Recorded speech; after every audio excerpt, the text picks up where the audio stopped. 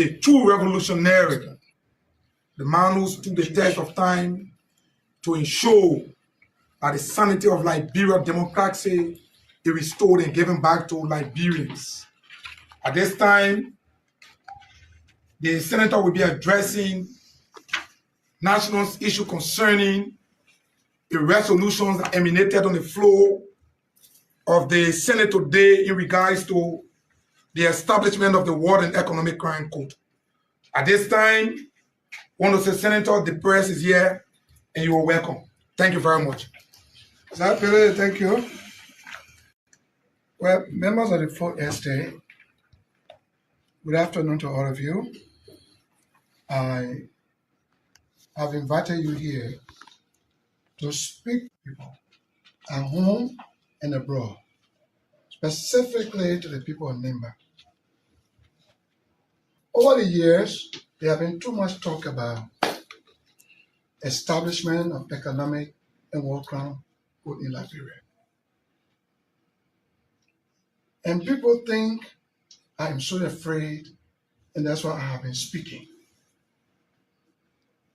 Why have I been speaking throughout every time it is mentioned? It's not out of fear. It's because there was a time in our country when the noise started about the establishment of War and Economic Crimes Code. All of the factions that fought in the war in this country deemed it necessary then to speak with one voice on the ground that they had left Accra, and the agreement in Accra had caused them to commit themselves to the peace process. Now people want to go after them. So we met at my house, Dupont Road, Pinsville, and we had an election among ourselves. I was made the general spokesman. At that time, Charles Juru was alive. Many of the faction leaders were available. The other Thomas of churches and deliver.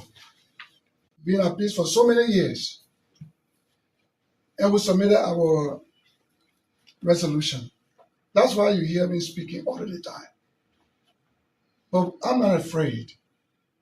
And besides that, the call for the establishment of War and Economic Crimes Code have been based solely and wholly on the recommendations of the TRC recommendations. The recommendations made by the TRC. Now, what are recommendations? First thing, recommendations are not binding. They are not laws, they are binding. So for people to be clamoring that it must be fully implemented, it must be enforced, is a sad mistake. It's speaking of the ignorant.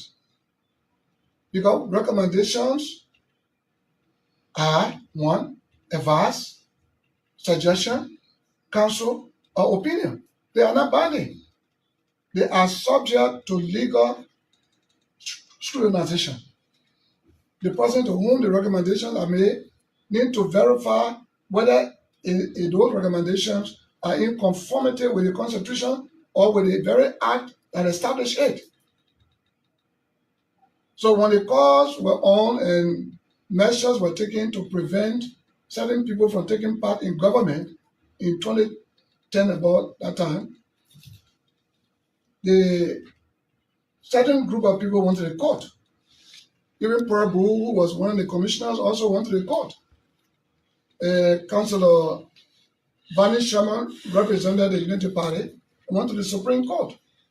And the Supreme Court ruled against the recommendations that it was not enforceable because it had too many constitutional breaches. And so, having said this, I'll give you a few copies of the Supreme Court ruling to share among yourselves. It's very comprehensive and it gives you the whole detail.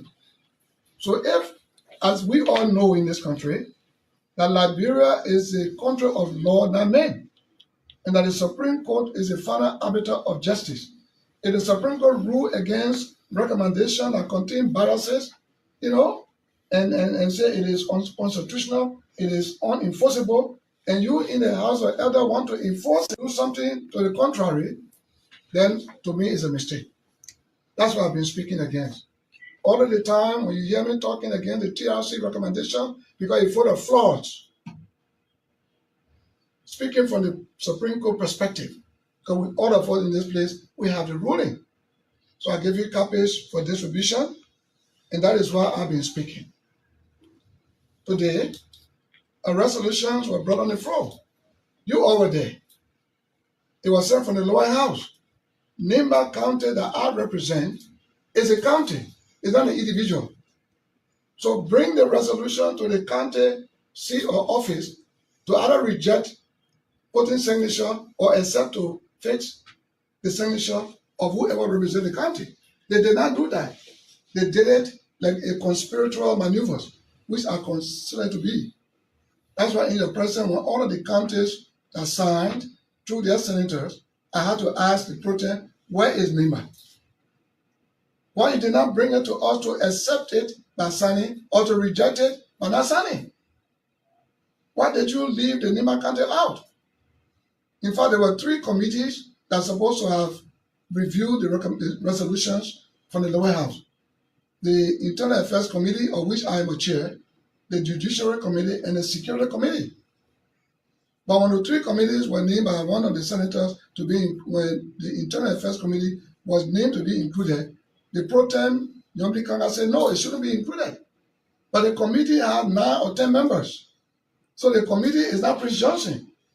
So if I had to recuse myself, because the whole thing had to do with me, then what about the other people that slow and why they couldn't go there? They completely left off the committee that comprised of 9 or 10%. Today again, yesterday, they started signing secretly in the protest office. And they left on Nimba County. That's what I asked, where is Nimba? I demanded the report to be brought to me. And in your presence, the 4 estate I signed.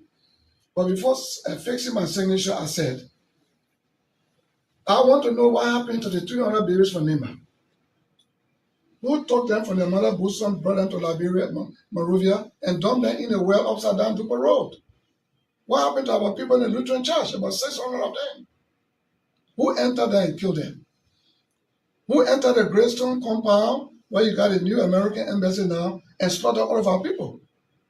Who laid a blockade to JFK and slaughtered all of our people that were on the beaches there? I want to know. But if you want to deal with the recommendation of the TRC to go after those people, that is wrong because the Supreme Court has ruled. That's what I've been seeing. If you want to bring a war crime court, the best thing to do is to write the United Nations directly so that the UN can send an investigation team to go all over again to the counties to find out information about those people who may have committed heinous crime. But it should not be based on the TRC that is bogus. Mission divided into 2 parts, 4 against 3. That is Prabu, that is Dorope, who was the co-chair of Verdia, that is Reverend Dr. Koma, Sheikh Afoma Kone, against Verdia, John Stewart, and Master Washington. And the 4 wrote their dissenting position to the Liberian Senate that the names were crookedly selected and put for prosecution. And so that could not be implemented by the early Justice League. The prosecutory part of it could not be implemented because people's names were selected by the Verdia group against the other 4. This is where we are. But if you want to deal with the war crime court issue and by using the recommendations, and that is the best way to go, I would say no. But since all of the countries have signed, let will go ahead and sign. After signing the document today, we are watching to see what will be the outcome. I'm hearing that President Boyka would like to publish an executive order to establish the court and to go after us. We are also here to see that. This is a national security issue, and we want peace in our country to be a matter of continuity. And what is not done properly is not done right at all. That's why I call you. Well, Senator Manis Yanti from OKFN. Well, basically, the last time we checked, there was this resolution that came from the House of Representatives, make its way to the Senate, and now that the Senate said they are sending this document back to the House of Representatives for concurrence, wherein they've made an amendment. Is it something that probably the Senate is actually proceeding error? And then another thing is that now that you've explained all of this and you went directly to the presiding desk and faced your senator saying, yes, I agree to whatever decision that was reached, why sign onto the document wherein that maybe probably if you were to lay all of this basic, that stating now that maybe perhaps you could not be in support of the establishment of said code in Liberia? You see, all of my colleagues, this thing is all of my colleagues signed. The protest office or somewhere behind my back. They didn't present it to me. They make me look so funny and so ugly in the eyes of the Liberian people through the electronic media. So I just signed to let people know I'm not afraid. If you really check my background from the war and as I came to Monrovia, from the bush and came to Monrovia, and if you follow my trace, when I pass, ask people. That's why it requires investigation by a neutral investigation team from the United Nations, not on the basis of the virtual TRC. So if I don't sign, say, oh, the man is afraid. I have signed. So let justice be done, even to the very document. Justice was not done. This is not the first time the Senate ever received such a communication. The President George Weah, former president, sent a letter to the Senate to advise the executive, TRC. And the very Judiciary Committee came up with a 20-something or 60-something page document or 21 page or something, telling the President Weah that there were violations of the Constitution by the TRC recommendation. The same committee, the Judiciary Committee, Security Committee, they wrote. So they have come again to do a U-turn. So it's up to them. We are watching to see. We want justice for everybody. Justice for the accused, though I've never been accused. The TRC invited me, invited other people, and said, give your traumatic story, and whatever you will say before the court, as your experience during the war, will not be used against you in a court of law. So is that my explanation that you're taking to convict me and putting my name in the report? So be it. But we got to do justice to everybody, to the would-be victim, we don't know where they are, and to the would-be perpetrator. And it's a big job. It's not a small thing. The sponsor of the war, the country that provided the training bases, and those who purchased the weapons and all of those things, the very ECOMO that came to help us to maintain the peace, to restore peace. The peace mandate was automatically changed after 3-4 months to peace enforcer, thereby making them combatant to chase Taylor in all of the country they were entrenched in. So the Duru boy that were dropping cluster bombs and the artillery that were being launched to get Taylor out, sometimes missed target, whatever the situation, we are yet to see what will be the outcome. Obadiah Johnson from Front Page Africa newspaper. Senator, your political party, the NDR, in which you serve as the chairman of its governing council, heavily supported the Unity Party, the government of President Joseph Yuma Boyka. Fixing your signature to this document implies that you are willing to submit yourself to a raw crime court trial. Are you willing to go to trial and to also call I just told you, especially those who provide you the arms ammunition? Yes, I just told you, we support the War Economic Crimes Code, provided if there will be a direct communication to the United Nations to establish the code, first of all, by sending the investigation team to restart. But it should not be based on the TRC recommendation that are condemned by the Supreme Court of our country. You understand me? Follow up, are you willing to call big names who provide you arms and ammunition? Well, the investigation will come up with it. The investigation will come up with it. And the local defense force and all who support it, all will come. We're not afraid of that. Okay. So, Senator, good afternoon. My name is Haji Masale. I report for Spoon. With you affixing your signature means that you agreed for the establishment of the code what level of cooperation will you give those judges or the court in terms of You calling see, I names? agree for our ground code. You continue to lay some historical facts that are of still allegation about the Lutheran Church massacre, the Tomorrow situation. Are you willing to call names and those behind all this The massacre? investigation or the trial will bring.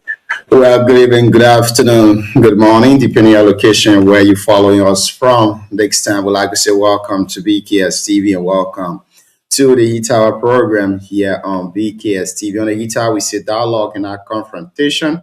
We see words in our bullet. Today is the 15th date of June, AD 2026. And this is how I'd like to welcome you to the Monday's edition of the Heat Hour show here on BKS TV. In tonight's edition of the show, we'll be hosting civil society expert or actor, Mr. John Alexander Yan. John joined us here tonight on the show as we discuss the NIMA audit report from the civil society organization perspective. So it's going to be a great conversation here tonight. It's going to be a wonderful show. And of course, we are here because of you. And I know because of us too, you are also there. So it's going to be a great, great conversation here tonight. Tell us in the comment section where you're watching us from, and let's be able to recognize you on the show here this evening. Maybe we can take 3 minutes to do that. Let's take 3 minutes to do that. Aaron M. Kwai is watching us this evening. Abraham M. Toma Jr. is also following us from Ganta City, Nima County. Gabriel Baca is also watching us from Weyebiada Tour, Electoral District 5, Nima County. My friend and brother Romeo Yusei Jr., Ruben Moses Yusei Jr. is also following. Aloysius Alexander Tente Jr. is also watching the show here this evening. Well, while we take 3 minutes to do this, let me bring you some updates across Liberia. Let me try to bring you some updates across Liberia. But here is it though. This is very interesting story. Let's start with it. Right. Very, very interesting story here this evening. So in the headlines, the House of Representatives Joint Committee on Hydrocarbon and Mines and Energy summoned NOCAR, Ministry of Mines and Energy, and the LPRA for fresh briefing on the reported Grand Bassa crude oil discovery.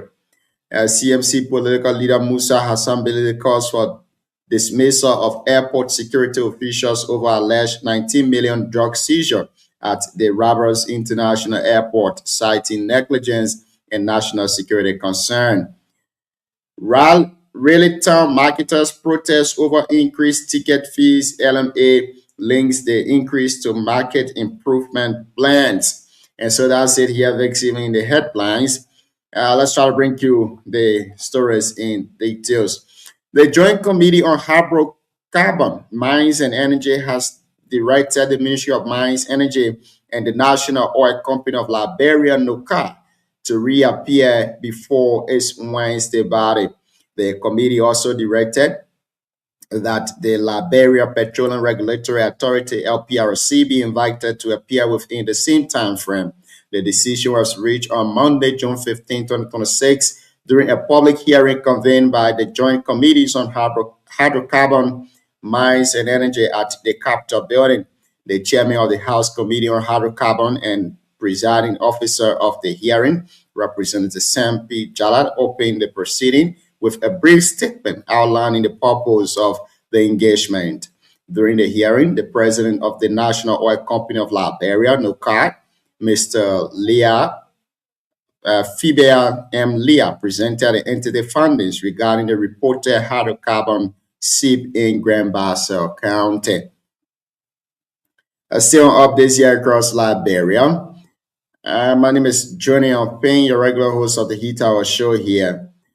As the population of Burkina beings in Liberia increased drastically, the LRRC is commending the launch of a comprehensive nationwide enumeration and profiling exercise for all undocumented migrants to establish a national registry and baseline for effective planning and national security. Former Nima County Superintendent Del Cooper denied involvement in reported mismanagement of over $2 million in Nima County funds. The former superintendent of Nima County, David Del Cooper, has rejected claims linking him to the alleged mismanagement of more than $2 million United States dollars cited in the recent General Auditing Commission report. Speaking on Voice of Compa in Ganta City, Mr. Cooper said the allegations are unfounded and that the audit report does not accuse him of personally misusing counted funds. The GAC compliance audit covering July 2018 to December 2023 flagged several financial irregularities, including over $2 million United States dollars reportedly withdrawn from the county's account without adequate supporting documents. Mr. Cooper, who served as superintendent from 2015 to 2020, said his administration did not manage the amount being discussed in the report. The former superintendent welcomed any investigation and urged the public to read the report rather than rally on rumors.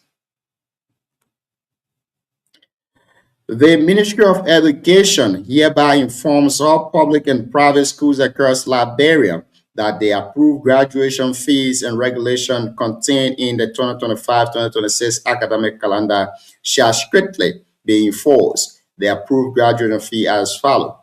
For grade 12, 5,000 Liberian dollars. Private school, grade 12, 100 United States dollars. Public school, grade 6 to 9, 3,500 each. Private school, grade 6 to 9, 6,000 LRD. And K2 for public school is 2,500 LRD, while private institution K2 is also 5,000 LRD. Well, finally, from the reports here, the Civil Law Code of Montserrat County has ruled in favor of former Liberia National Police Assistant Commissioner Ara 2 Chief of Organized Crime Section CSD Sam Doe SD Bala, ordering the Ministry of Justice and the Liberia National Police to immediately restore his employment rights after finding merit in his petition for declaratory judgment. The legal challenge filed by Bala through his lawyer, Anthony Jeremiah Samuel Dubo, the first questioned the legality of his dismissal from the police force, arguing that the action was taken without affording him due process as guaranteed under the Liberian law. The court orders indicted that Bala was dismissed on October 29, 2024 by the Liberia National Police Administration for what authorities describe as gross misconduct, including allegation of abuse of authority, harassment, intimidation, and alleged theft of 12,000 United States dollars from Chinese businessmen. However, Bala maintained before the court that he was never granted a hearing nor subjected to proper investigation before disciplinary action was taken against him. He further argued that senior police authorities publicly accused him and portrayed him as guilty before any formal determination of the allegation. And so we have 25 minutes past 8 o'clock in Liberia, making it 35 minutes up to 9 o'clock in Liberia. Still here this evening, Ambassador Wilton Buchu Morgan Jr. is following us this evening. Ramphel D. Wilson is also watching the show here this evening. Ramphel, good evening. Welcome to the show. The CEO is in the back. We will go for a short, very short break.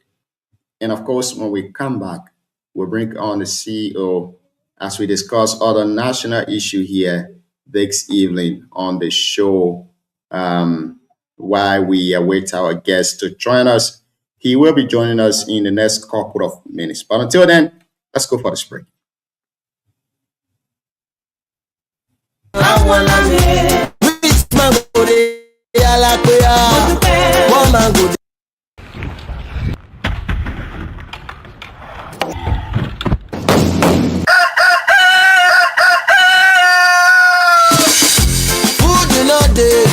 Brother, water no dey, and our country no good oh. Every day party for day for all night.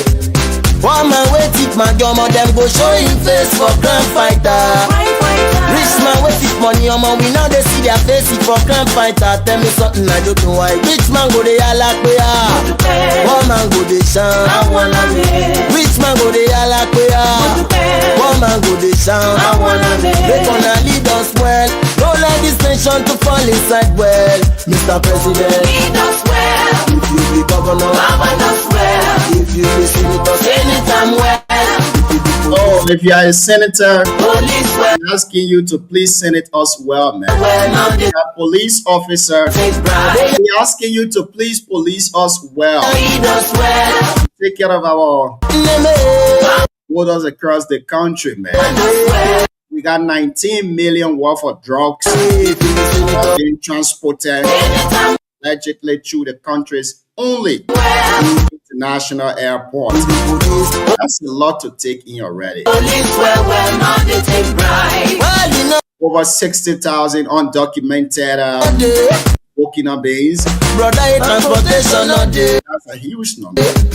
And our road is not good, oh. Want about the NEPA people. Crude oil discovering Grand Bassa County. No, The reaches of Liberia continue to surface. like everybody But marketers are crying from just say Allah. ticket fees. Well, now they now According to them, the price increase abruptly. They do not have money to pay them. we want survive. The Liberia Marketing Authority says Many the fees increase because they want to work on the markets. is ready for work, but Here is said though, that's work now. entire Liberia taking $1 billion iron ore from Nima County alone. They now we want Bear Mountain making billions from Liberia. survive. Gold mines. We will be Crude oil discovering Grand Bassa County. giant of Still, the citizens are suffering. Africa, but Oh my God. every side I Ghana now why yeah. My God, policeman go see white, he go tell you say I say that thing na red. Tell me something And so, my friend and brother Ganta Obi, I do to make on the number one international barber right, CLX unit from Ganta City, Nima County. the lead us well. Obi, my man, welcome to the show, man. Don't let this nation to fall inside well. Mr. President, lead us well. If you be governor, govern us well. If you be senator, anytime well. I want See you. Good evening. Welcome to the show this evening. How you doing, Chief? Good, man. Good. I'm excited for Africa. The African teams are showing to the rest of the world what we are made of. You know, I've been impressed with all the African teams so far, with the exception of Tunisia. Tunisia didn't do really well. I don't know how they qualify for. You can't go on a World Cup stage and then your first game and you just go down. You saw what Cape Verde did today. Massive, you know, that's the real African mentality. And I think the continent as a whole is sending message to the rest of the world that we are not the Africa that you guys are, are used to. Sports is changing, football is changing, and they are playing. The interesting thing about the way sports changing now, you see, like Morocco. I think all their players, with the exception of 2, were all born in the diaspora, the Moroccan team. So you can tell that the kids are playing because they know who can the guys that will play together. You see what they did to Brazil. They helped Brazil to rear to a place where they could not even move. So if you have players who are playing along with each other in Europe and then you go back home to represent your respective team, it becomes different. And of course my country, Ivory Coast, they did their thing and they stood their ground. They played really well. Great game, and I like the fact that they were able to hold those guys, and then they came from the back and scored that last goal, that goal in the dying minute. That's huge. And I really, really think Ivory Coast. We're yet to see Ghana. Looking forward to seeing what Ghana. But I think Egypt is also playing now. I don't know how far Egypt is. The game is 1-1 for. Yeah. Egypt is playing in it. Like you said, CEO, Africa is actually doing well. And the wonderful thing that we're seeing in this entire World Cup is that many of the African players who were born in Europe, America, those people have gone back, those boys have gone back to play for their country, to represent their countries, which is beautiful. I've been watching almost all of the game. For unfortunately, I'm not watching Egypt and Belgium game right now because of the show. But I must admit, the two games that caught my attention so far: Morocco and Brazil, and that of the Ivory Coast and Ecuador game last night. It was very competitive. You could see the attack from the both teams. It was really really great. You seeing Ecuador attacking from all angles. They had a lot of beautiful chances in the first half. They missed all of their targets. In the second half again, they also had some beautiful chances. But the first half to have made Ecuador outplay Cote d'Ivoire when it comes to possession and shot on target. But then the second half, when those changes were made, Amad Diallo came in. You saw that in the first 5 minutes, 5 to 10 minutes of the second half, you saw Ivory Coast were actually taking possession of the entire game. They were attacking left and right, and from nowhere on the blind side, Diallo came from there, and then he just bombed it in last night. It was a beautiful, beautiful goal, putting Cote d'Ivoire up there, second in the group with 3 points, 1 goal. Very beautiful game, really, really great game, and we're looking forward to their next game. Like I said here on the show, I'm supporting Cote d'Ivoire out of my heart. I do not have a second team so far, but I'm supporting Cote d'Ivoire, and any other team that is playing against South Africa, I'm also supporting that team. But Cote d'Ivoire really made us proud last night we from the West. We're looking forward to Ghana, like you said, the West African boys. We want to see this happening this year, even if we cannot win the cup. But with this kind of performance, I believe it's great for us as a continent. Yeah, Ivory Coast, the game could have gone either way, in as much as we support Ivory Coast, but you could tell that, that's the thing about football. Those of us that play the game, you can tell sometimes you play throughout and then from nowhere, someone just score a goal. What's the name? The Ivorian team is good, but Ecuador was also great. Ivory Coast, I have some issues with the starting lineup. I think the coach, hopefully he can go back to a drawing board and try to make some changes. The central defender, the number 20, I think he was shaky at first. He made a lot of technical mistakes in the back there that could have led to goals. Ecuador hit the bar 2 times. If those two chances are going in, we would have been talking different things. Maybe we are going to be 2-2 because Ivory Coast also hit the crossbar. Then plus that 1 goal, so it would have been 2-2. I had issue with the starting lineup. Starting Pepe. He started Pepe, and then in the midfield he started I think Fofana and the Camara Fofana. And I think that were the issue they have with Pepe is not you cannot start him ahead of Diallo, and then I think Diallo should have started and then switching, moving to the left. And then the other kid that was very troublesome, I've forgotten the name. But the guy that gave them help, who the goal came from, could have started from the other side too. So I think the midfield was little shaky because of that guy. When you follow the Fofana guy, he can play. He's a holding midfielder. The issue is he doesn't strike like the way Yaya Toure would do. Yaya Toure was a holding midfielder, but he was someone that could strike from. He could score. So if you look at the central, the midfield, the guy was holding the ball, but he was not able to shoot. Now, when you look at Frank Kessitu that he was playing along with, both of them, they are older. So they were both not running, moving, or create. They were just passing, but they never had the strength to hold those guys from Ecuador. So that kid, I forgot his name. I don't know how to say Inya or something. The young kid that came in last time that shook up the whole. He got the talent, he got the skills, he got the energy.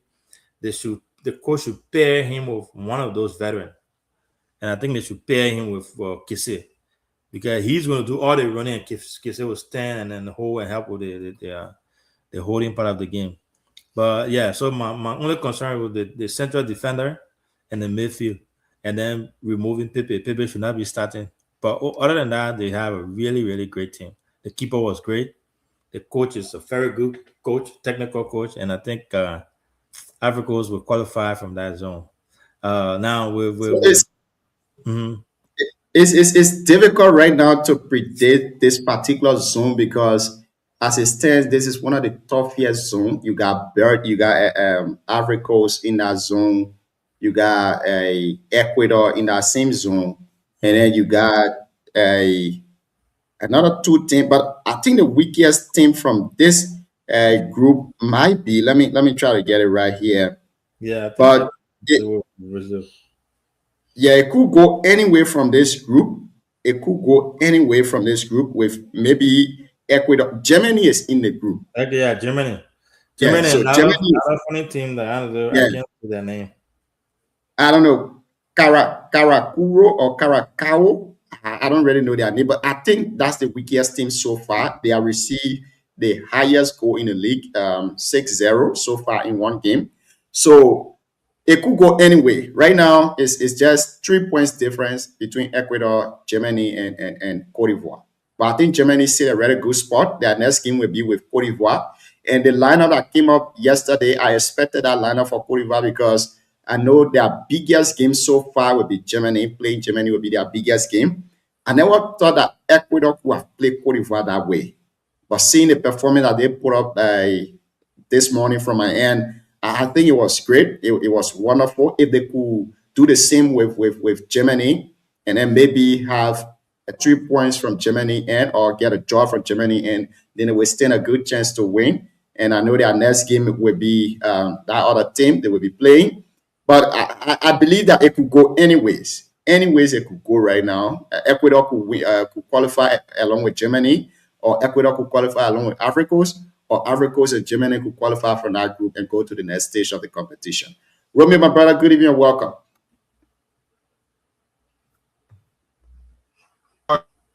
Thank you all so much, Junior.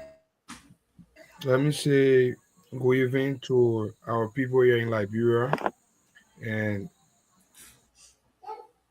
those of the other people. Pay your time. Yeah, like I say, good morning, good afternoon.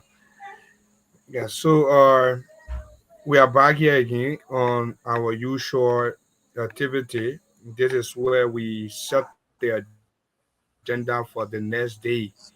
And this is the heat. When you distance from the fire, you only understand that you enjoy the heat, and the heat is more powerful at time. Yeah.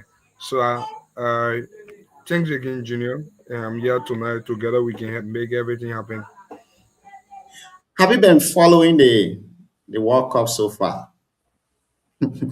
Aloja say he's supporting Canada. But Aloja, I don't know, not support Canada. You in Canada, you're not support Canada. But I think before Romeo come in there, I think Ivory Coast and Germany have the better shot at qualifying. The reason is Germany, Germany can't hold anything for prisoner, right? Like when they grab you, they beat you 3, 4, 5, 6, 7. So Germany is going to be playing that funny team that I forgot it. Not funny team, I'm sorry, but that name that is hard to pronounce next. You're right. So Germany could beat those guys. No, I don't think so. No, Germany is playing Ecuador next. I believe so. But anyway, we'll have our guests in the back. We will get to the sports thing later. But I believe Ivory Coast and Germany stand really good chance. I think Ivory Coast's next game is Germany, if I'm not mistaken. Let's see. Ivory Coast. so Ivory Coast is playing Germany next. Yeah. And you know, that's yeah, so that's why I say it's like Ivory Coast have 30% chance of qualifying from this group. Germany got 40% chance of qualifying. And let's say Ecuador has 20% chance of qualifying from this group right now. And the 10% will give it to the other team. And let's see, because there could be a comeback. We can't really predict right now. second place. But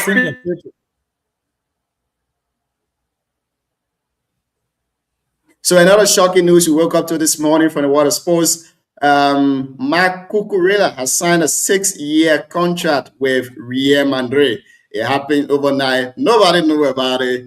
And just like that, we got rid of one of our men. Very strong. I don't know who will fill in that role for Cucurella on Chelsea, but we still look forward to it. The signing window is still open. I hope and pray that this new coach we've signed will also bring us some good talent. But selling Cucurella right now, I think is a very big mistake on the part of Chelsea. Man, we talking about real sports. We're talking about Chelsea trying to do other thing that waste of energy. Before we go, Romeo, you can hear us, right? Yeah, I think Romeo is breaking in, but the team that play Germany can play. If you watch the game, the first half, they did well. But again, this is Germany. You can't play with Germany like that. When they come, they don't waste time. But see what happened to Spain today. Yeah, give her. So Yeah, go ahead, Romeo. Socio.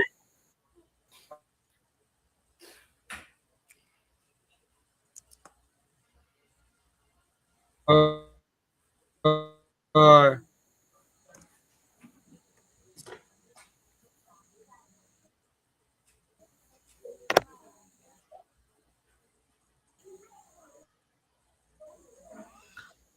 yeah, so for the entire World Cup angle, looking at Spain. Spain had a very good start for today. Boys from Africa, Cape Verde, benching at 2-4. Go William was a big size high anyway for that of our African brothers. They woke up. I'm very straight to the world. I'm not supporting Morocco. I'm not supporting in any way to support Africa. Yeah. So I'm very straight. I'm supporting Ghana. I'm supporting our Cote d'Ivoire for the World Cup. So everybody get different reasons, but we pray and hope that Africa will qualify from the group stage with the team we're looking at, with the size of players and other things. We pray that they will qualify for the next stage of the competition. A very good performance being put up by Egypt here against Belgium, with a leg of Lukaku playing for Belgium. But you got the man. A lot of great touches going on here right now. I don't know, but if our guest is available, we can bring him on. Mr. Alexander Yan, if you are there, you can turn on your camera and let's start this conversation here tonight. We'll be focusing on the NIMAS audit report. Good evening, Mr. Yan. How are you doing this evening? Let's try to unmute you. Please, can you please unmute yourself? Your mic is mute. All right. Okay, I think I'm better now, right? Yes. Yes. Okay, good evening to my host, and good evening to the populace in Radio Land. It is my pleasure this afternoon, to connect with the platform. Like you have said, my name is John Alexander Yan Jr. I am a civil society leader, grounded in grassroots advocacy, and I'm the executive director of the Community Health Education and Social Services, a NIMA-based nonprofit that specializes in the community health, public health research, and health sector policy, advocacy, and leadership. I'm a proud Nimbayan. I take some very strong pride in the work I've done in NIMA around accountability and transparency. And I'm excited to connect with the BKS show this evening to talk about very critical issues that affects NIMA development. So I look forward to a more interactive, objective, and high impact discussion. Thank you, and over. Thank you for being here tonight, Mr. Yan. You know, the last time we hosted you, it's been almost nearly 6 or 5 months now since we hosted you on this platform. And the man owe us. Yes. Owe us plenty.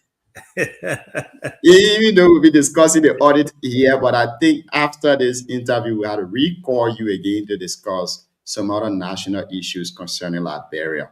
But it's great to have you all here this evening. I want us to start a conversation this way.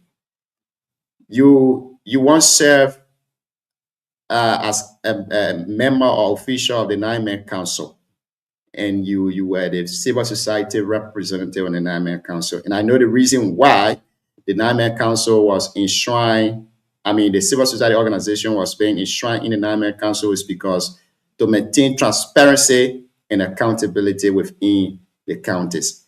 Since your resignation, do you have any idea of who is occupying that space right now in Nimba?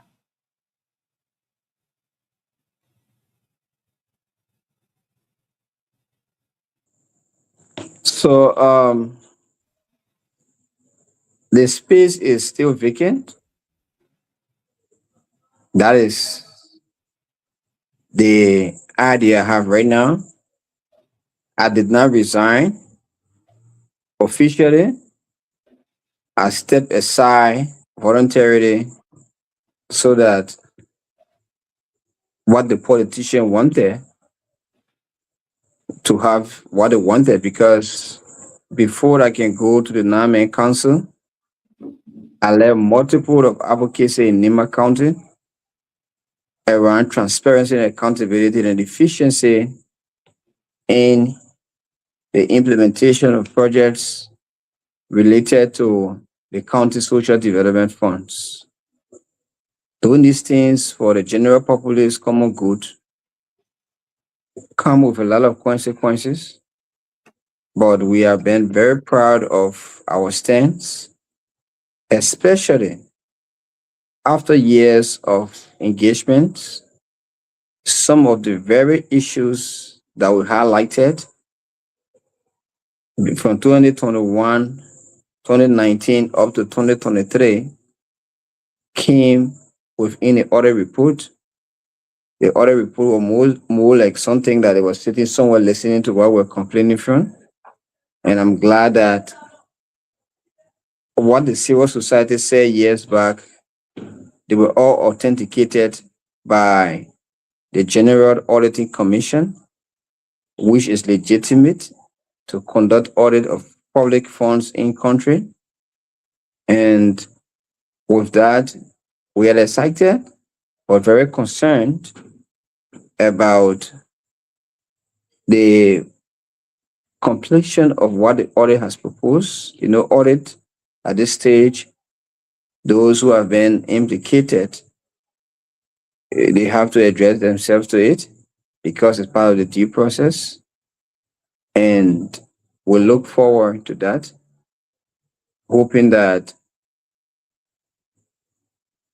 our government, our local authority, our caucus can muster the courage to call for speedy.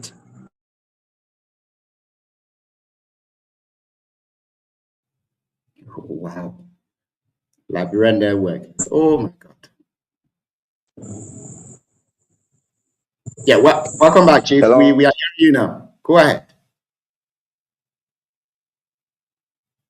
Hello? Oh, Yes, we hello? are hearing you. Go ahead. Hello?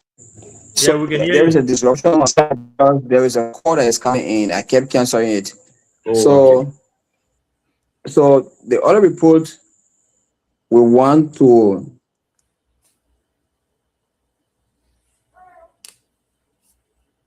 see, like the Liberia Anti-Corruption Commission can take the other report and execute the part that has to do with their cardinal or statutory responsibility to do a full-scale investigation for the NEMA Legislative Caucus to muster the courage and work with the relevant authority to ensure that whosoever that has been implicated address themselves to the due process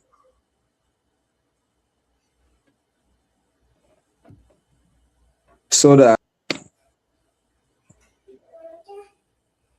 through the legal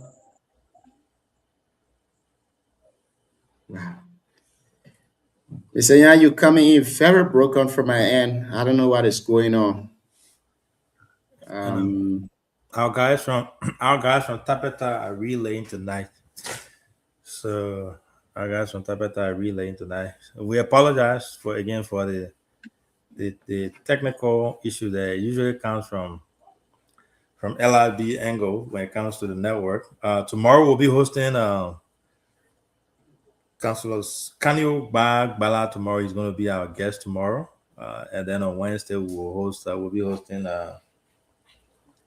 I'll keep the name for now, but we'll be hosting someone from District 5. But tomorrow will be Kanyo, and it's going to be a good show. He will give us his perspective on several issues. He has an article or something written out, a piece about the current drug issue, the drug that was arrested, how it has the propensity to diminish or kind of spoil Liberia's image on an international stage. We'll talk to him about several issues. So we look forward to that. Let's see if we can get our guest back. There you go. Yeah, Mr. Yaike, please unmute yourself.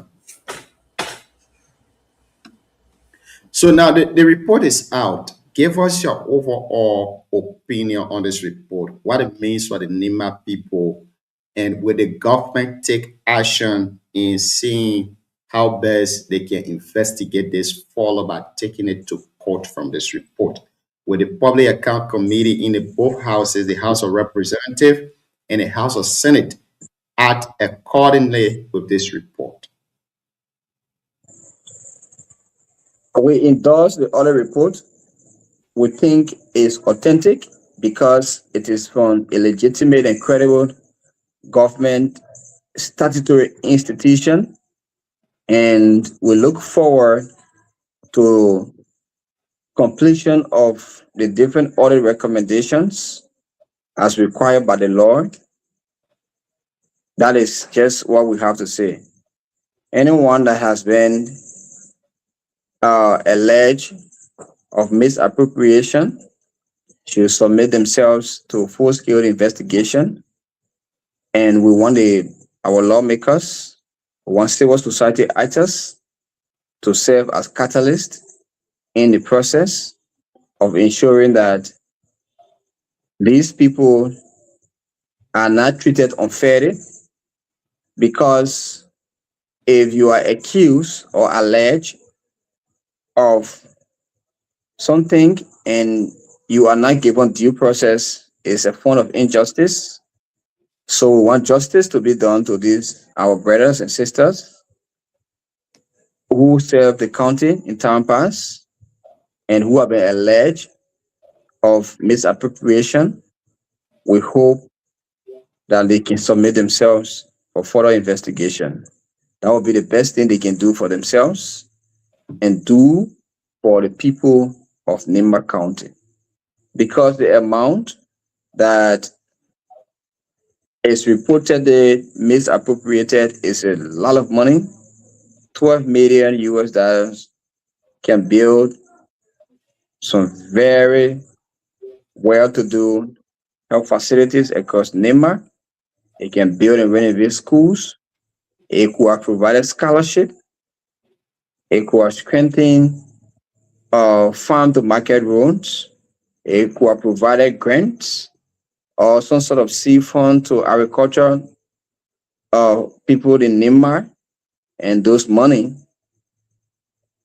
are reportedly misappropriated, and we don't see the impact of those resources that should have been used to better the livelihood of our people. We want a strong deterrent. We want a strong checkpoint to be erected so that other people who will be similar position will know that people are watching and they are also subject to accountability and the rule of law. Those are our initial positions, and we hope that these matters are not overlooked, because the citizens themselves have different options on to ensure that they push their government to do what is right in their best interest. And we know this regime, or we expect this regime to be a very sensitive regime, a regime that respects or that should respect the law, a regime that should protect accountability, protect and promote accountability and transparency. So if an audit report comes under their tenure, we hope they can ensure that everything that should be done for those implicated to go through the due process should be done. Those are our initial opinion on the audit, and let's continue with the discussion. Thank you. Thank you. To this question, then we go to the CEO. It has been alleged that there are big names involved within this audit report. And there is a new trend within our country that people who are involved with allegations or people who have been accused of committing certain crimes, when these people are attached to government or government officials, they are not prosecuted or their cases are not taken seriously. Just in case, assuming without admitting that this happened in the case of Nima County, in the case of the audit report, what would be the role of the civil society organization in making sure that government complies with the audit report and prosecute based on that? We really hope that that is not the case with the $12 million from Nima, because I think this government knows the law right, and they know the power of civil society. We have the ability to follow the due process using all other avenues under the law, including going to court and petitioning the government and our lawmakers and asking the requisite government authority to do what is legal. And we want to caution our public officials and those who have been alleged that we should not treat this audit issue as a white collar case, that people are provided some sort of protection because of their proximity to elite positions. But regardless of who you are and where you are, if you are implicated into this report, we expect that the very elite positions who you are close to will be the one to subject you to investigation. That's why we applaud our brother, Kompa Osono-Dine, from the office of Honorable Kogar, who has resigned his position to address the issue related to his involvement with the audit issues. We hope others can follow this professional best practice so that they themselves can go through the process and exonerate themselves through the legal process. Other than that, anyone who thinks that you have been connected to misappropriation of taxpayer money and you think you will sit in government and enjoy taxpayer money, there are provisions under our laws that the citizen and civil society are worthy to utilize to ensure that whosoever that must act is put under certain constitutional pressure so that they can do the right thing. No one is above the law, and no one should or will go with impunity.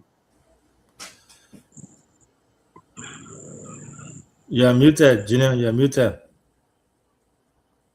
Thank you. I'm trying to get his picture to put it out. Thank you, CEO. Yeah. Mr. Alexander, can you explicitly tell us here tonight on the record that if the government do not prosecute this case, the civil society will take the lead to do so? The civil society does not prosecute. What we do is to if the government do not go to court Will the civil society take the lead to do so? That is very most likely. There are advanced discussions going on right now. Very deep discussions. Like in the case of Neymar, we're just waiting to see what happens from now till July. And other than that, there will be different approaches on the law that we can utilize. The citizen have the right to even protest. The citizen has the right to petition their people. The citizen has the right to go to court because they get stake in the audit issue. These are things that will never be swept under the carpet. We cannot solve and diplomatic about it, but we will not sit down on our watch and see that amount of money being misappropriated and we do nothing about it. Our children, generation ahead, and this one, we hold accountable that you had a voice and an intellect. What did you do when this report came out? So there are different steps that we utilize that we cannot discuss everything here, but what we want to say is that the civil society will not sit dormant and allow this go under the carpet. We started this engagement since 2018, 2019, and it has reached a point of conclusion, and we will conclude this amicably and legally. As a veteran civil society actor who hail from Nima, I always advocate for accountability and transparency. Having this kind of report coming from your county, how do you feel about it personally?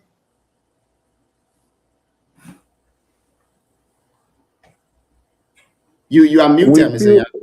Yeah, we feel very embarrassed, but we also feel very accomplished. We feel embarrassed for the fact that these issues were raised so that the risks associated with the amount being discussed were reduced, because you can remember in 2021, 2020, we asked the county administration for the civil society to conduct what we call a social audit. And some of the preliminary issues that were red flagged during that time were all highlighted within the audit report. I have things that we categorize, but then as doubtful payments. And the audit picked all of those things up and highlighted them and put a big question mark to them.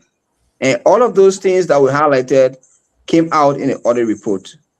We feel embarrassed for the fact that our leaders were not sensitive to our concerns, our objective concerns back then, and they did not listen, and the issue has to come this level. That Nima County now $12 million was misappropriated within a period of 6 years. It's a big loss to Nima, and we regret the situation, but yet we think that it's also an instrument for deterrent, because others are watching.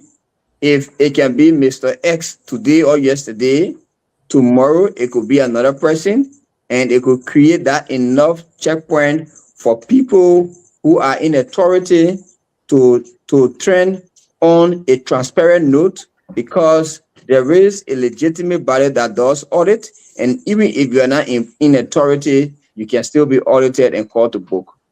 So we are embarrassed that that money was misappropriated, that Nima County did not get their fair share of the resources in terms of benefits, and that money is reportedly misappropriated. But we also feel happy that some of the issues, majority of the issues that we flagged yesterday were also highlighted within the audit report. Those times when we were advocating, people said that those were generational envy.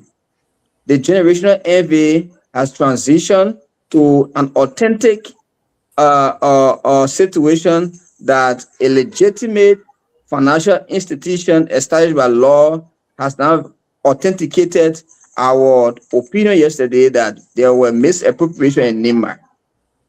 And we hope that we all can collaborate, including the media, continue to amplify this issue. It should not be a 10 days discussion or a 1 month discussion, and after that we sweep it on the carpet. No. And we want you to also hold civil society actors accountable so that we can take the appropriate steps to ensure that even if people are not willing to act, we are pushed to act. The issue is not just about Alex Yan and Nimba. There are multiple civil society actors. We hope we all can continue to bring into books so that we can have a single front in this direction. Thank you. Thank you so very much. CEO, welcome. Thank you. Thank you again. I want to say thanks to my own brother, Alex. You know, I'm glad that he made that point towards the end of his statement there. We should hold civil actor accountable, and also we, the media platforms in Nimba or Liberia, we should not just let it go, do it for one or 10 days, and then we forget about it. You know, that's the sad part of our society, right, Alex? I call it Coca-Cola vestation kind of advocacy. Things happen today.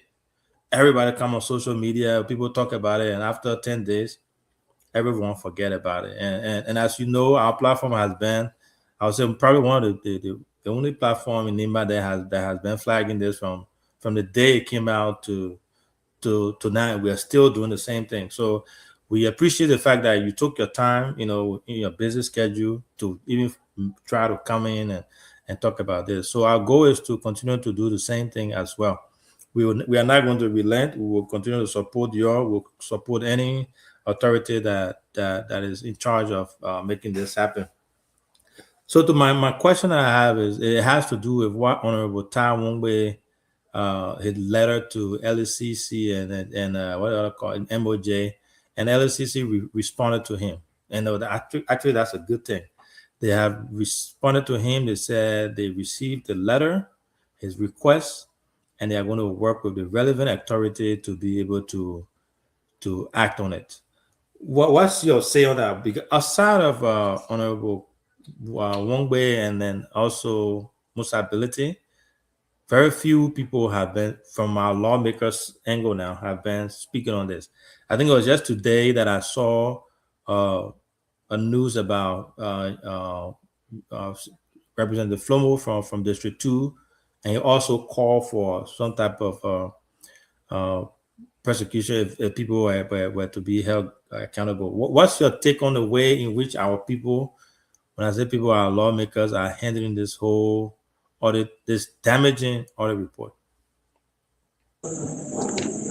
So the fact of the matter is that we want to applaud Tai Wongbe, who is a young man, very determined, courageous, and independent thinker, who mustered the courage to have, at the early stage of this whole matter, written the LCC. That is a brilliant step. That is what we call representation oversight. Oversight, yeah. But however, we are strongly frustrated that the caucus is yet to speak as a body.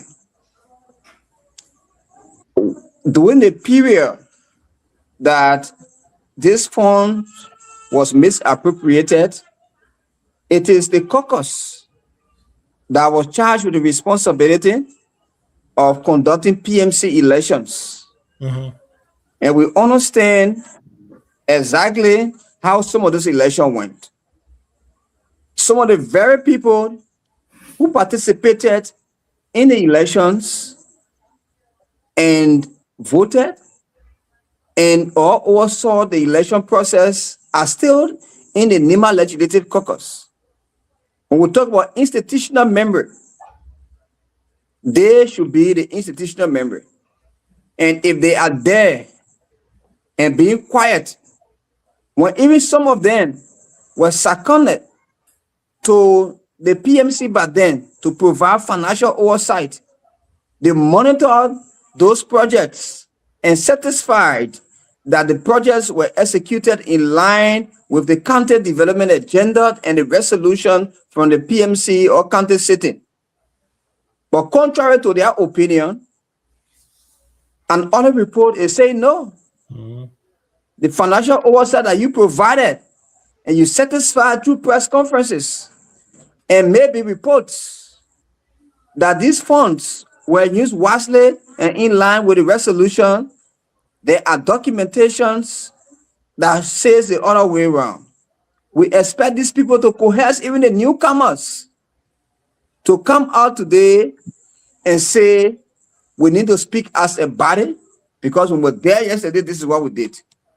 That's why you need people who we consider the old mat to be an institution for institutional memory. If that is not happening, this could be one of the greatest disservice to NIMA. It could be one of the greatest disservice. We're talking about 12 million plus. If it's taking them more than 30 days to speak as a body, then when is the right time to speak as a body? Who or what is their priority? Are they being protected? Is it a white collar network? Is it a syndicate that they are running? What concerns the people most is accountability and transparency and efficiency in the county social development funds. Anything about that should be priority number one. If it's taking them months to talk. In 2024, it did not take them weeks when they got elected to jump on Alexian Jr. and say, Alexian, you cannot sit on the county council because you had a case in court, because you are the vice president of the council. Even though Alexian was the chairperson of the Nimba County Civil Society, when he went to the county council, the entire caucus issued statement against Alexian because we were calling for accountability. Some of them did not even have that certificate when they started to call for Alexian to step aside. Why now an other report, a legitimate document, a legal document, you cannot speak to that. You're all on radio station, writing letters to superintendent, sponsoring rally against Alexian, against civil society actors. Now, the very thing that civil society said yesterday, that you said they were generational envy, today it has become a generational betrayal. A betrayal of not just a civil society, a betrayal of a whole county with a population around more than 500,000 persons.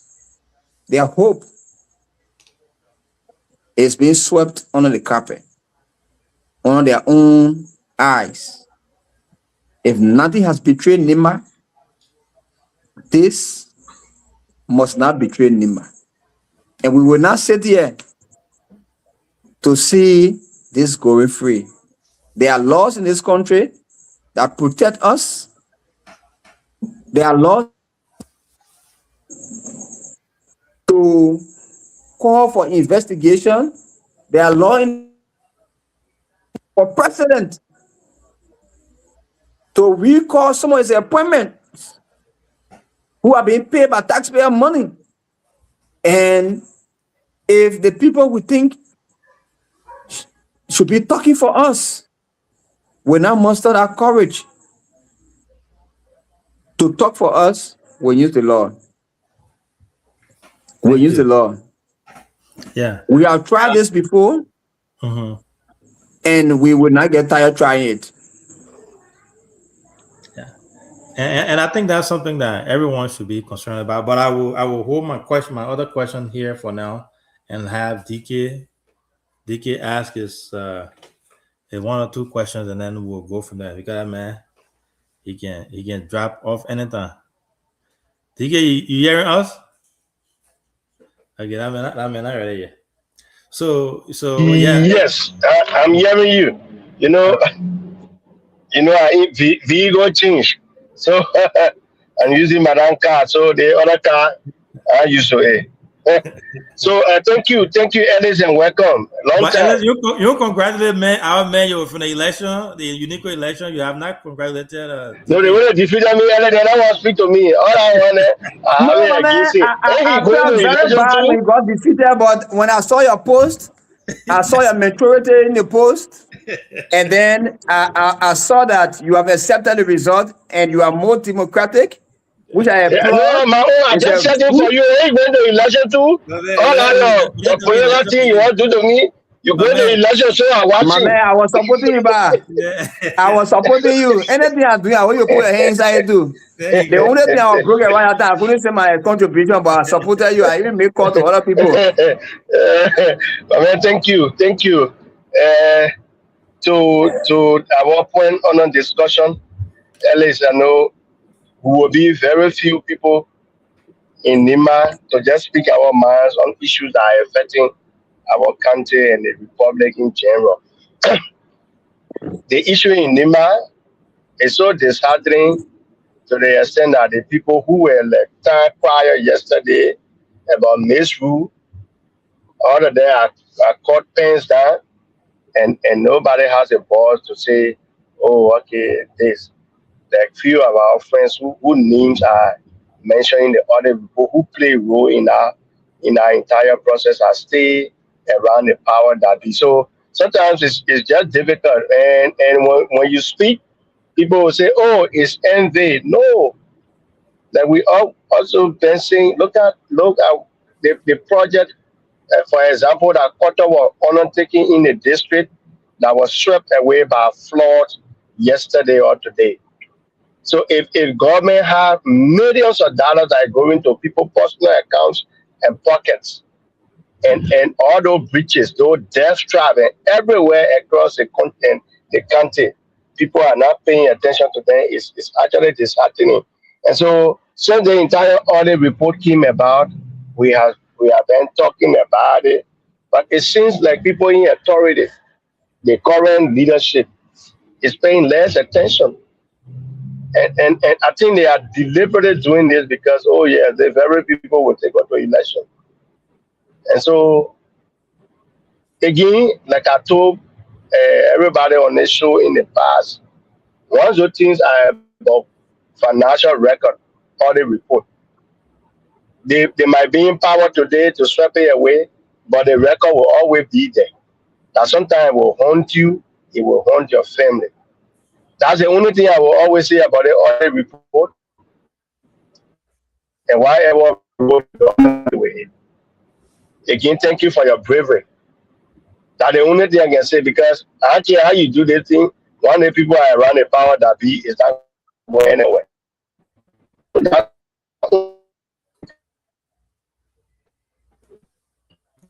Okay, the man Maryland internet tripping on him.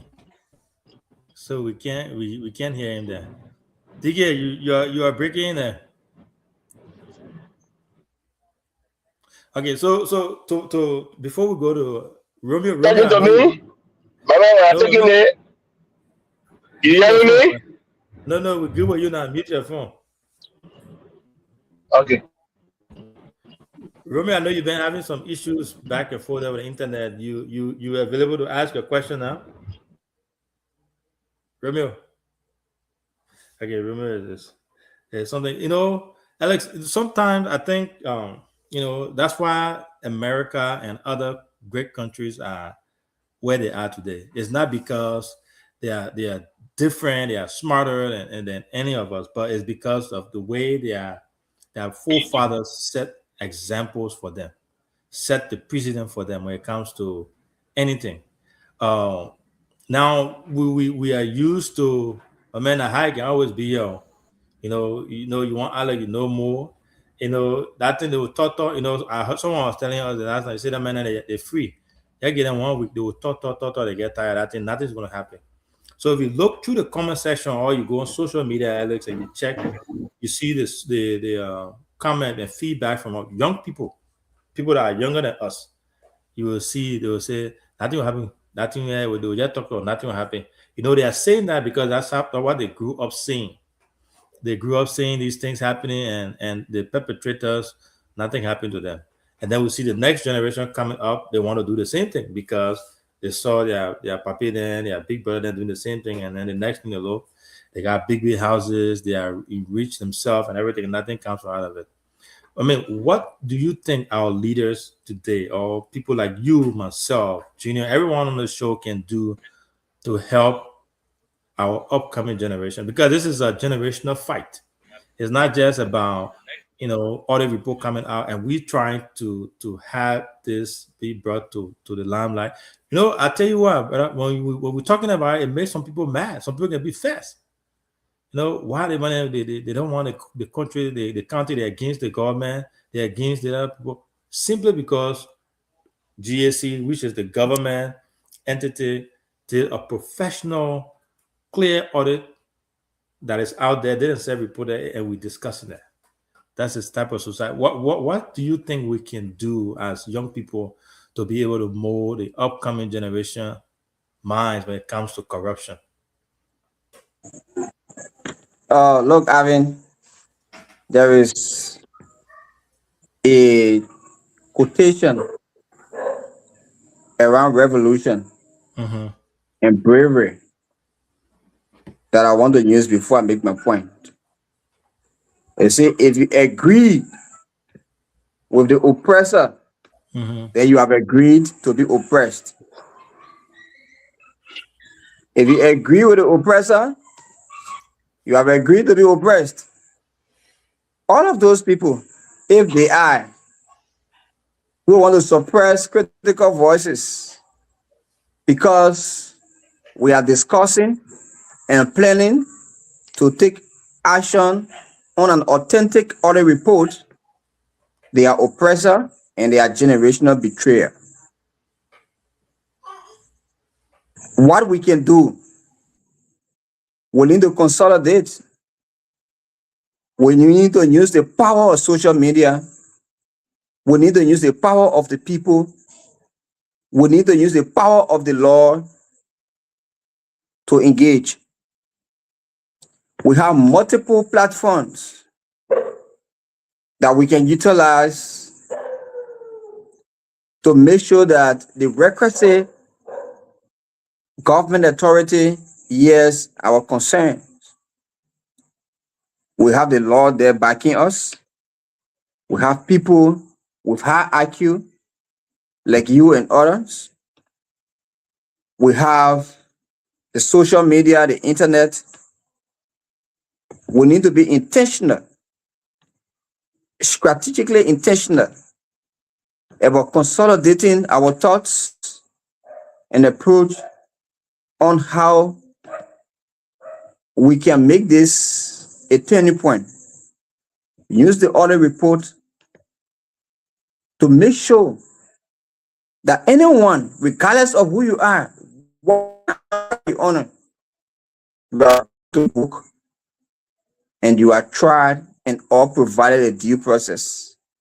These kind of things are not achieved easily because you are going against the power that be. They have multiple tactics that they deploy to strangulate people-driven initiative like this. And that's why anyone who gets involved in this, you firstly have to be very brave. You have to be determined. You need the right resources. And BKS and different actors there, for us, we've been on the line. Sometimes our friends will give us very warm shoulders for telling them the hard facts. Our families are concerned about us, but we know that the land we walk on is our witness. We've been very just, very honest to the land that we all stand on, and we stand there and say the truth. So to whom we say those truths to, they fear us because we speak what satisfies the land. And we are not deterred. We're just asking for you guys and others to join us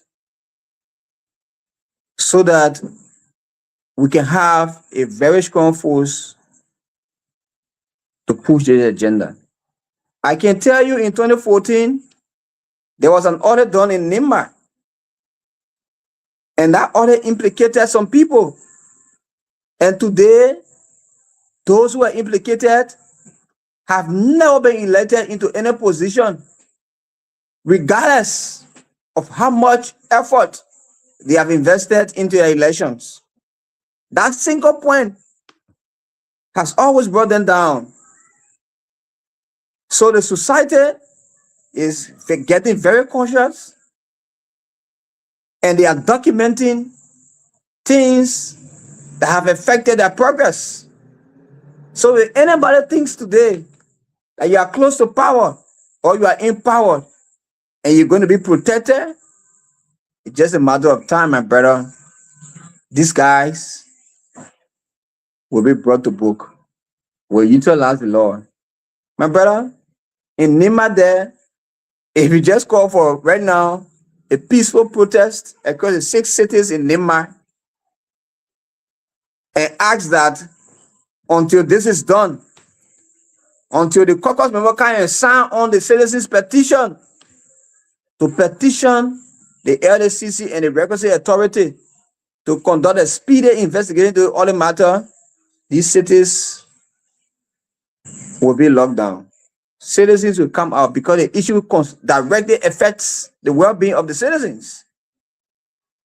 We know how many calls we receive. We know how many advice that have been provided. We know how much people are willing to put in resources into this process. They just want to be triggered. But there is something sad that happened in Nima recently that cooled down those intentions. And once the sad issues are addressed, we'll come back to status quo and ensure that a spade is called a spade.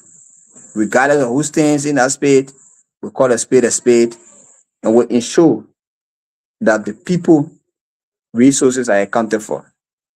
If we can't do that right now, I'll be doing injustice to my children.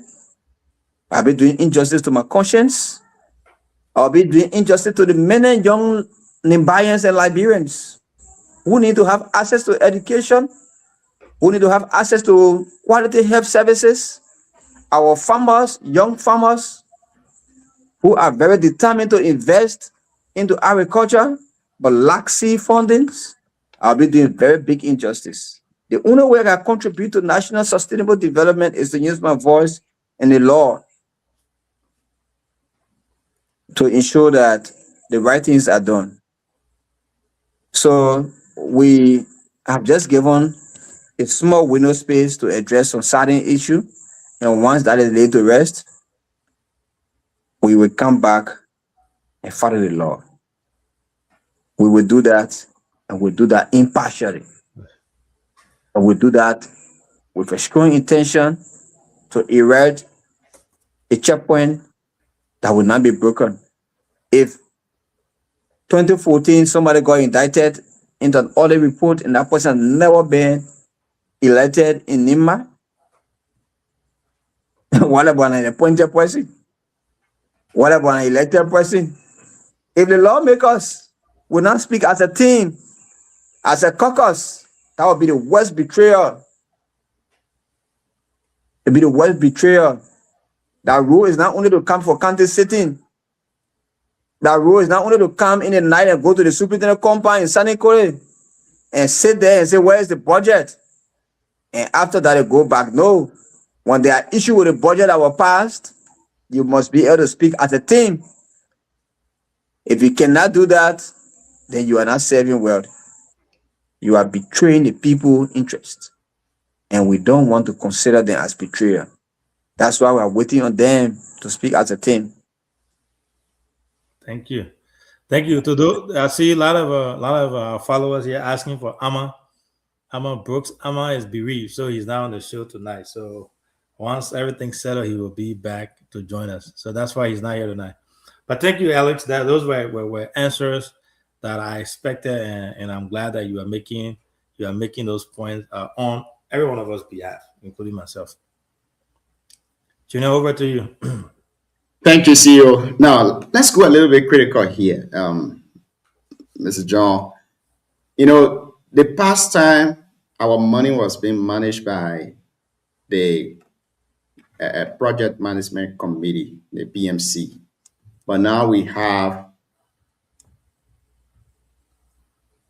Oh, he dropped off. Yeah, so he said he wants to leave at in the next 15 So minutes. I think we should do that. Yeah. Yeah. So, I wanted to ask him this question, CEO. It's very important for us to know. When the PMC was managing our funds, it was very So I think just gracefully. asking this one Yeah. question, so we can take leave of it because it was Okay, an great. impromptu invitation. hmm Go ahead, Tina. What was your Is he on question? I now? had. Yeah, he's on. Yes, I'm here. So, Mr. John, I want to ask you this question. The PMC era is over. Now we have the 9-man council. And I know some of these irregularities in the PMC era or during the PMC era, that's what led to the civil society organization being, recommended to serve on the 9-man council. NIMA does not have civil society representation on the 9-man council. There is no scrutiny right now when it comes to how money is being used. Are you afraid that tomorrow there will be an audit report and it will be worse than this one that we are seeing, and you will blame yourself for stepping aside from the Nima County administration as a civil society, from the 9-man council as a civil society representative? I will not blame myself. I was willing to work, and certain people were very insecure with my presence, and because of my safety, I just went quiet.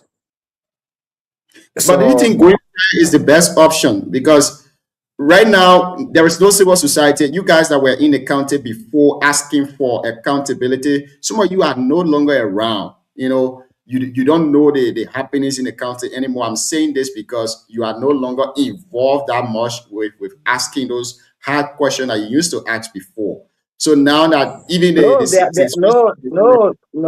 my brother, I'm still asking those hard questions but using different approach. We have other very high level civil society actors in country and out country that we are talking to. We're not using certain approach right now. There are different stakeholders at a very different levels that we're engaging with some of the grassroots accountability issues. Because on the ground we've been fought. And there are others on ground who spoke yesterday that they were civil society actors. We also expect them to take the space now and speak. My brother, when I talk about civil society in Nima between 2018 to 2022, I have some very indelible marks for organizing civil society elections, for being very robust in advocacy, for establishing different networks, leading on Meta Steel petition that led people for Meta Steel not to renew in 2022. I appear on more than 3 radio stations, including the Coastal Show. Even the other issue we discussed today, we wrote the GSC. We wrote different authorities to conduct audit. But when you elevate to a different level, why are we not asking the vice president office to come and speak in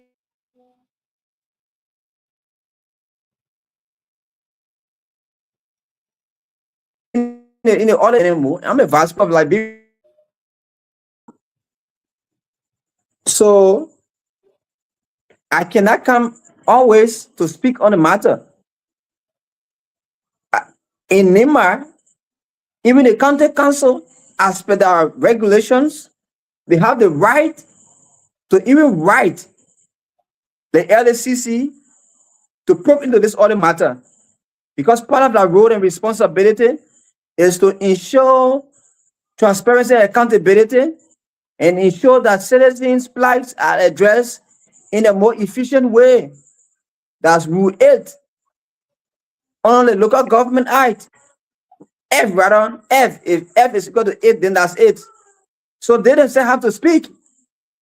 The Nima County Council has a leadership. You need to invite them on the show.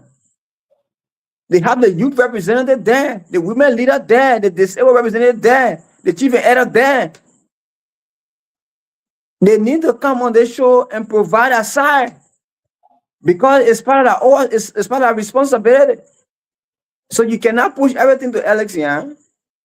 No, They but should not Alex, write.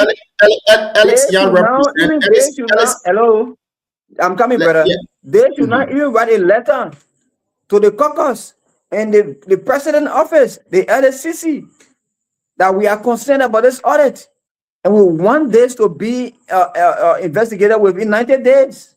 They have that authority under the Local Government Act to do so. I'm just an independent non-government actor. They can petition, they can make a law right there in NEMA. And they have the authority to make local laws that are applicable to NEMA and set up some sort of tribunal to try the people. That's the power the county council has. Ask any lawyer, they will tell you that. The county council is not only there to go and pass county development budget, they are there to make local laws that are applicable to that county. The same way the states operate in America. That's how the local government and the county council was engineered after. There are some unique laws that are made in certain states that are not applicable to other states and are not applicable at the federal level. So they are there. The media must pressure them to act in the same way. It's not always civil society.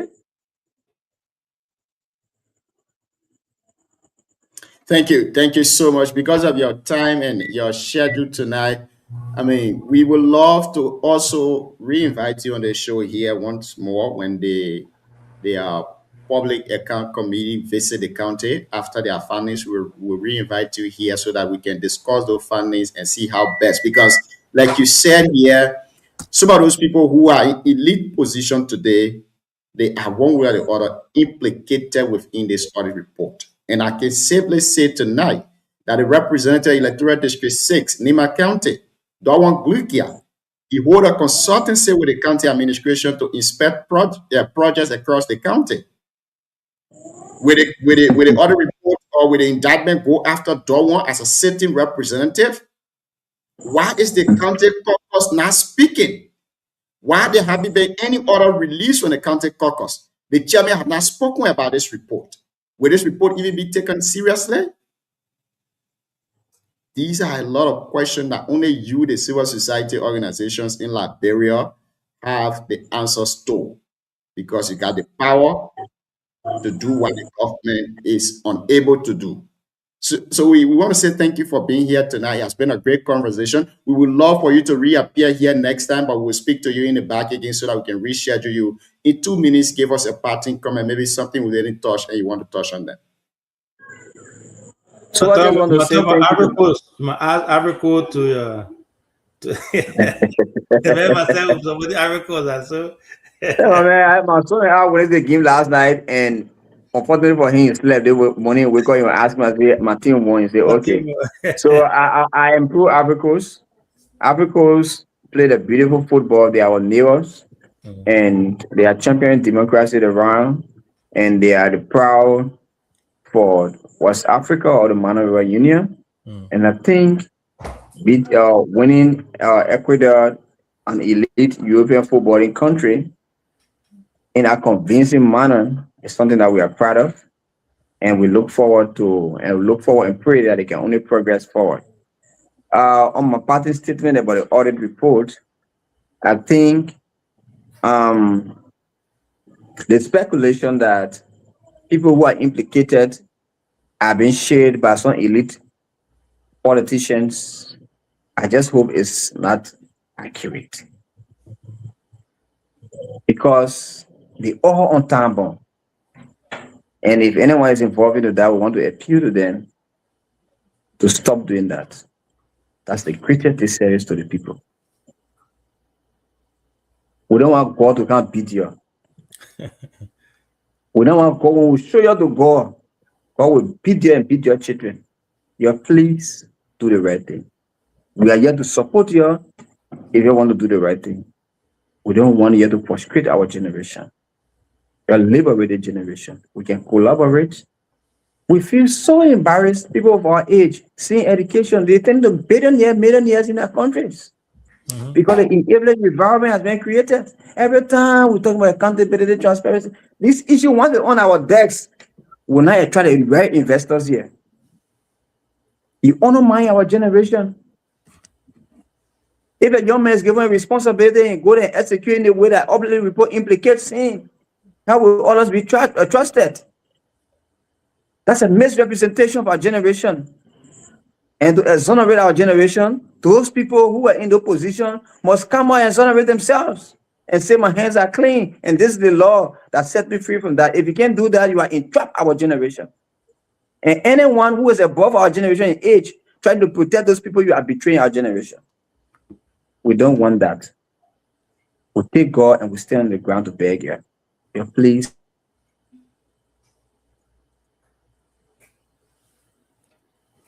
Please do the right thing. Let it speak.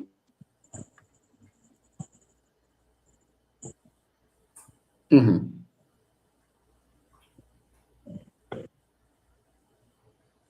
ahead, Chief. You were in flight. Yeah, so I said let a spade be called a spade. We hope thank you. Speedy trial can be done. We will take action if we see delinquency on the part of the people in IT. We'll take serious citizen-led action. And at that time, nobody will say, oh, you guys are wrong to do it, because we are giving enough time to act. And it's very disappointing that the caucus have not spoken as a team.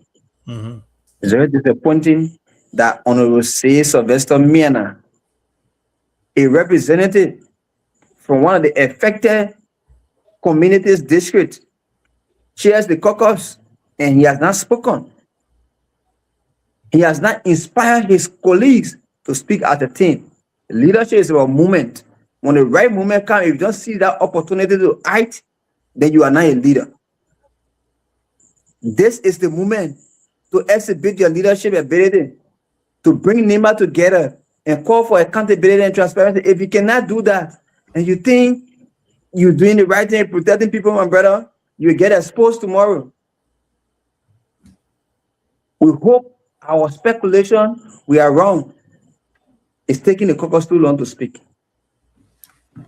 And it's taking some ministries whose staff are indicted to take a position and ask them to do the right thing. And some of those ministries, the ministers that are Nimbaians. If your staff, your appointee, or one of your staff is implicated in the other report, there are rules you have to follow. Ask them to step aside, address themselves to the matter, and come back to work. Even the president's office must be very sensitive, because we know the president gets briefed on these matters across the country. There are people he appointed into positions who are being implicated. The president has that sole responsibility to recall them and ask them to step aside, let them address the matter. If they don't do that, there will be a representing the president's office and a vision.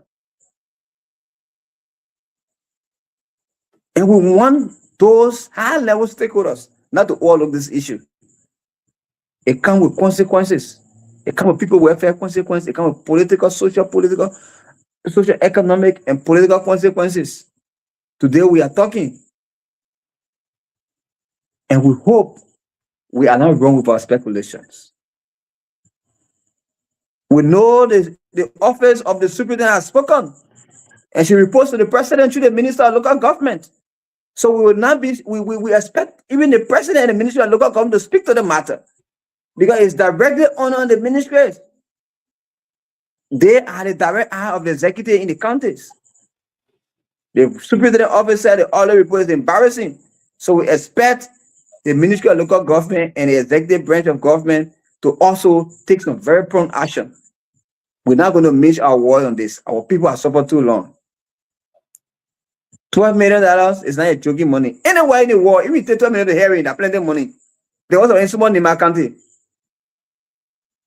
Thank you. Thank you so much. Thank you. Thank you very much for being here tonight, Chief. Thank you. That was the voice of civil society leader, Mr. John Alexander Yan, speaking on the Nima County's audit report. It's been a great conversation here tonight. He stressed on so many key issues. As always, we stay here for our post analysis and our parting comment. CEO, over to you. Let's hear you. And I think we need more people like Alex to speak out, you know, and I really hope that he gets the support for people to join him and speak about this. It's not about witch hunting, it's not about hate, it's just about the true thing being done, the right thing being done. So I applaud him and I commend him for his stance, and I really hope that others will join him in this. But yeah, it's been a great show. I just called Alex his name. It was very impromptu, as I said, and he agreed to come. At least he was able to give us some info here and help us out with the advocacy. We appreciate that. Yeah, it will be a great show again tomorrow. We'll be hosting a Kanio. Kanio will be our guest tomorrow. On Wednesday, we got another guest. So we'll be back again tomorrow, same time, same place. And thanks to you, thanks to our followers, to those who asking for Amma. Amma is bereaved. He'll be back. He'll be back soon. So thank you. It has been a great show. Thank you so much for being here tonight. I see you. It has been a wonderful conversation. I want to say thank you to all of our followers. We'll be back tomorrow with the Tuesday edition of the Heat Tower program. I've been Johnny Obeng alongside the CEO himself, Mr. Avin Seka Jr. Goodbye and have a pleasant good evening from my end. Good job. All right. Thank you.